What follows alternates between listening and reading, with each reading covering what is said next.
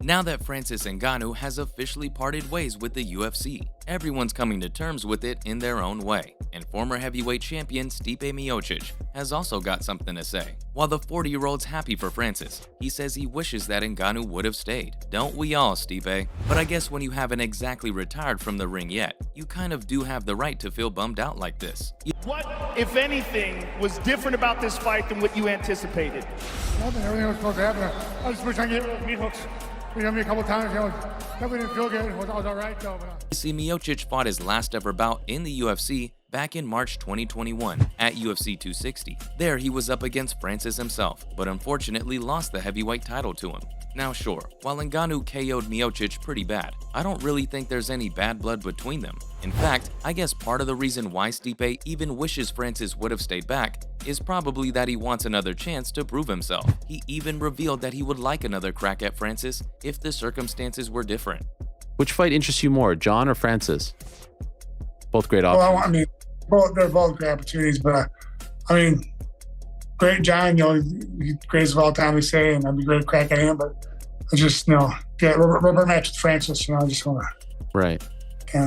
One more. But understood that the decision he's made now is not just what's best for him, but his family too. And while I guess a Francis versus Stipe situation is just not in the cards for him anymore. At the MMA Factory in Paris, as they bring in guys Ngannou knocks Arlovsky down. That is it. I really hope he does return to the octagon soon. But do you know who isn't coming back to the UFC anymore? Spoiler alert, it's not just Francis. Apparently, there's around 11 fighters that have parted ways with the UFC. Yikes. But in terms of his body, he's never felt more confident in it. Oh, he got hurt. Vasquez is That's hurt. it. That's Ngannou it. closes the show. Oh my Just goodness like that, gracious. Francis Ngannou. I bet that's not the kind of news you were expecting to hear, right? And no, it's not that all 11 of them have spontaneously decided to retire. According to the UFC Roster Watch Twitter account, the names of these athletes were removed from the UFC's active roster. And get this, no one really knows why this happened in the first place either. Was this intentional? Did the players not renew their contracts? Or worse, did Dana wake up one day and decide to fire 11 of his guys? Well, your guess is as good as mine, to be honest. But while we're at it, I bet you're curious about these guys. And lucky for you, I'm gonna give you a brief rundown of them, starting with Brandon Davis. As you already know, Killer B's got killer moves. And when he made his return to the UFC in 2021, not many people were expecting him to suffer a first-round TKO loss to Ngannou Batgarel soon after his comeback. Maximo misses with the left, boom! Right hand on the chin. I mean, he went down there. I thought he was out for a split second. Herb let him continue.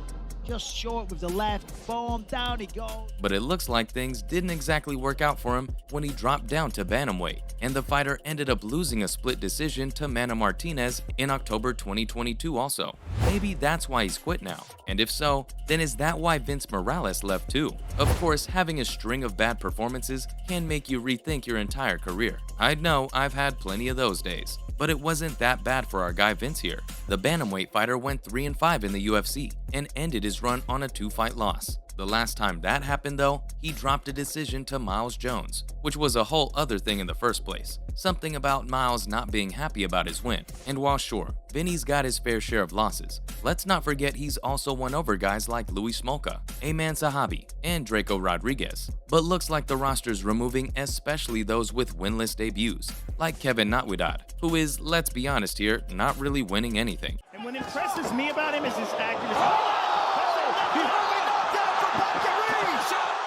In fact, I guess the UFC has removed him just because he hasn't bagged any fights since his debut. I mean, when you think of how he's lost to Batgarel, Ricky Tercios, and Johns, I think it's about time he takes his leave and tries his luck somewhere else. I wonder if Brandon's hiring at his pizza company. Anyway, speaking of winless debuts, Gatsi Omar Gatchiev is pretty much in the same shoes as Kevin, ending his promotional debut at a disappointing 0-2. The fighter suffered a decision loss to none other than Abubakar Nurmagomedov at the UFC 280. And if that's not enough, he even ended up losing to Caio Borralho, which really dampened his career as a UFC fighter. And he's not the only one suffering the same fate. Raulian Pavia has also said goodbye to the organization.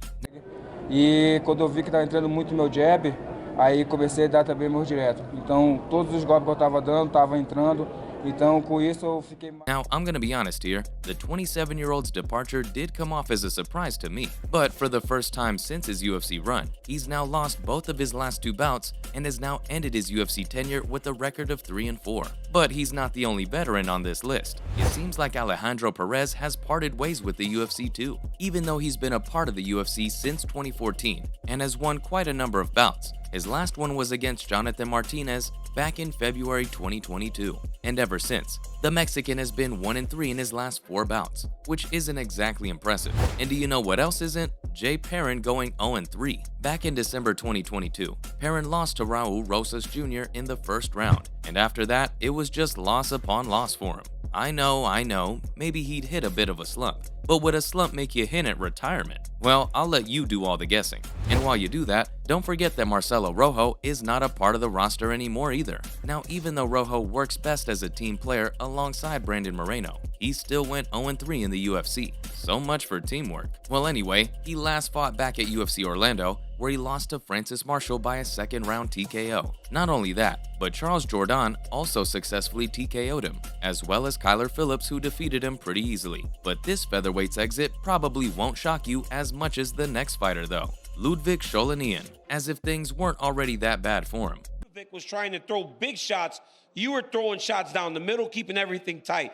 Did you guys work on this during training camp, expecting him to just pressure you and be as... The Ukrainian went ahead and dropped a decision to Johnny Munoz Jr. that certainly made his debut a whole lot worse. Sholinian dropped to 0-2 and even lost a decision to Jack Shore after going up against him on TUF 29. And I gotta be honest here, considering what's happening in his home country, I'm kinda sad to see him go out like that, and wonder if that's the reason he's turning his back on the UFC. Now, I know most people that I've brought up so far have had uneventful bouts. This next one is probably the only one to win his last fight. Yeah, you guessed it. It's Michael Trizano, who seems to have been the only person to win the last fight of his deal in this video. Sure, the TUF 27 winner might have KO'd Sungwoo Choi and declared victory at UFC 281. He still managed to go 4-3 at the UFC, which is still pretty impressive. Well, by this list standards at least, and while I'm sure all these men leaving the ring is kinda bittersweet, let's not forget our women's flyweight who also said goodbye,